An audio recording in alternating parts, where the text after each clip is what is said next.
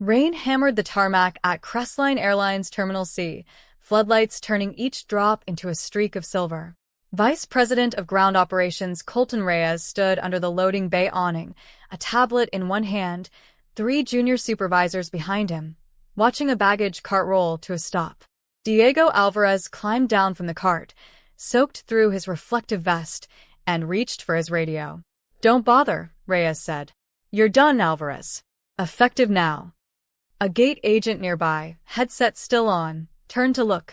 19 years, Reyes continued, loud enough to carry over the engine noise, and you still can't follow a simple loading protocol. "We're done carrying dead weight into this merger." Diego set his radio down on the wet pavement, gently, like it might break. But none of them knew who he really was. 19 years earlier, Diego Alvarez had once carried a different kind of badge, federal, laminated, clipped to the breast pocket of a windbreaker that said NTSB across the back in block letters. He'd spent 11 years as a field investigator for the National Transportation Safety Board, specializing in cargo loading failures and weight distribution incidents. He was good at it. Meticulous. The kind of investigator who read black box data the way other people read novels, every number a sentence, every anomaly a paragraph that mattered. Then came the Crestline 219 investigation. A regional flight, minor incident, no fatalities. A cargo shift on takeoff that nearly caused a stall. Diego's investigation traced it to systemic loading protocol failures at Crestline's ground operations division, failures leadership had known about for years and quietly buried under budget language. His final report recommended federal sanctions. Someone in Crestline's legal department made a call to someone in Washington. The recommendation was softened, then buried entirely. Diego, disgusted, resigned rather than sign a watered-down version bearing his name. He never told anyone the real reason he left federal work. Instead, 6 years later, quietly, he applied for a ground crew position at the very airline whose failures he'd once investigated, not for revenge, but because he needed to know, from the inside, that it would never happen again. If he couldn't fix Crestline through Washington, he'd do it one loaded cargo hold at a time. For 13 years since, Diego showed up at 4 a.m. sharp, checked every weight manifest twice, and trained every new hire himself on proper load balancing, patiently, without ever explaining why he cared so much more than the job required. He kept a small laminated card in his wallet, worn soft at the edges, his old NTSB credential, expired for 2 decades, never renewed, never thrown away. His daughter, Camila, was a first officer for a regional carrier now, something Diego never took credit for, though it had been his quiet insistence on aviation safety around their dinner table for 20 years that put the idea in her head in the first place. When Colton Reyes became VP of Ground Operations ahead of Crestline's merger with a larger national carrier, he saw Diego as expensive legacy overhead. He excluded Diego from the Ground Ops Modernization Planning Committee, despite Diego holding the most detailed institutional knowledge of the terminal's loading systems. He publicly criticized Diego in a staff briefing for slowing down turnaround times by double-checking manifests, the exact practice that had kept Terminal C's error rate the lowest in the company for over a decade. He cut Diego's shift differential pay without warning, buried in a policy update email nobody read carefully. Diego said nothing each time. He simply nodded, rechecked the next cart's manifest, and kept working. The merger announcement put pressure on every division to show operational efficiency before the deal closed. Reyes wanted a visible example, someone he could point to as proof he was cutting dead weight fast. So, he fired Diego on the open tarmac, in the rain, in front of ground crew and a gate agent, over a minor loading discrepancy that Diego had actually flagged and corrected himself hours earlier. 19 years and you still can't follow a simple protocol, Reyes repeated, for the benefit of the small crowd gathering near the jet bridge. Diego looked at Reyes for a long moment, rain running down both their faces. Then he said only one thing, calm and even. "Then there's nothing more to discuss." He walked back into the terminal, changed out of his soaked vest for the last time, and drove home in silence, past the airport perimeter fence he'd walked along for 13 years. Emboldened by the decisive headline in the company's internal newsletter, Reyes accelerated cost-cutting across ground operations, quietly reducing double-check protocols on cargo manifests to speed up turnaround times ahead of the merger's efficiency benchmarks. 2 weeks later, a Crestline regional flight out of Terminal C experienced a cargo shift warning during climb-out, the exact failure mode from the old Crestline 219 case, nearly identical, caught only because a rattled first officer insisted on an emergency weight redistribution check before departure.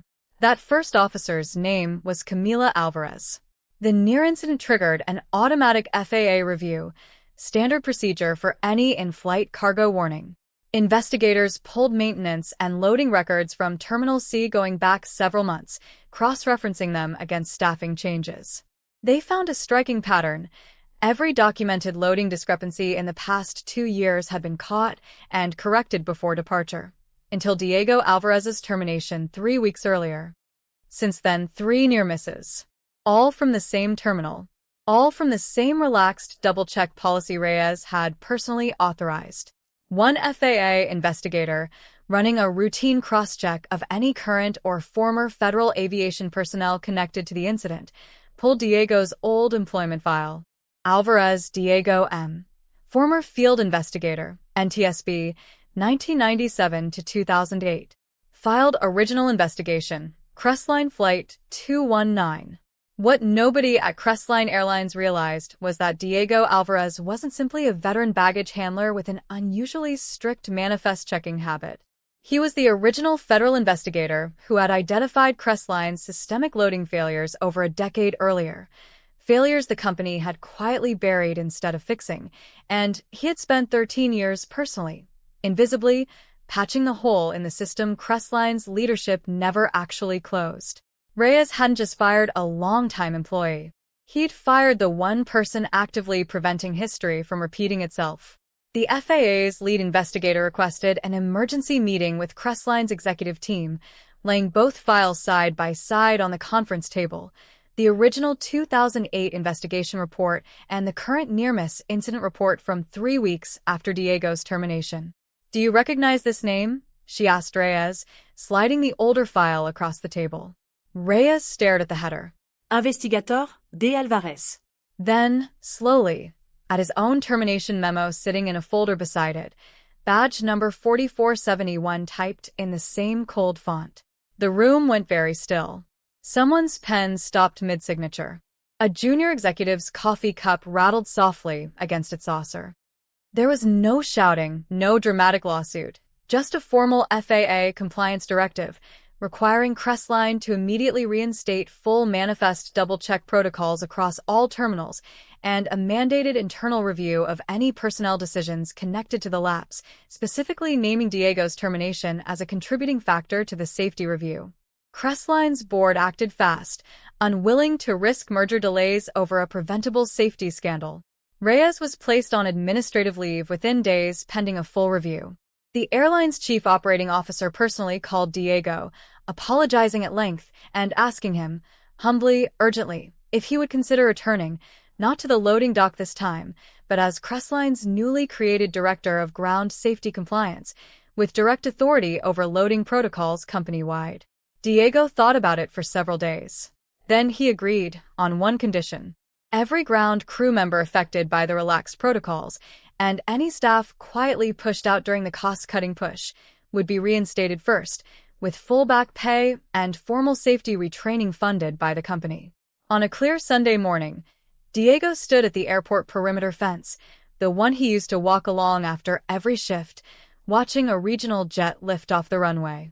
Camila was flying that leg. He knew her flight schedule the way he'd once known cargo manifests, by heart, without ever needing to check. He didn't wave. She wouldn't have seen him from up there anyway.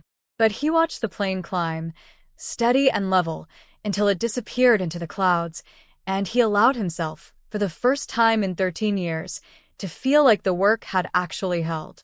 That evening, he took his old NTSB credential out of his wallet, looked at it for a long moment, and finally set it gently in a drawer at home.